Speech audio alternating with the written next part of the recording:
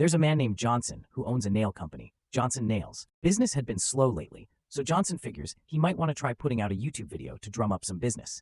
He goes to an advertising agency and meets a man named Jim, who assures him he can make the perfect ad for Johnson's company. He tells Johnson to come back the next week. The next week rolls around, and Johnson goes back to see what kind of ad Jim has put together for him. Jim has Johnson sit down and pops in a USB drive.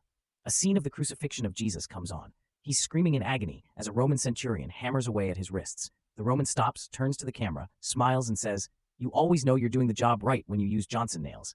Johnson is irate. He yells at Jim, accusing him of trying to run him out of business. Jim manages to calm Johnson down and begs for another chance. Reluctantly, Johnson agrees, and they set up a meeting for next week. Johnson shows up to the meeting expecting to be disappointed, despite Jim's assurances that this time everything will be fine. Jim pops in a USB drive, and the scene begins. It's a beautiful desert scene, the blue sky merging perfectly with the rolling dunes. Suddenly, a naked, bearded man comes running from off-screen, being followed closely by a pack of Roman centurions. The camera pans in on the group, and one of them, sweating and panting, says sadly, "I guess we should have used Johnson Nails."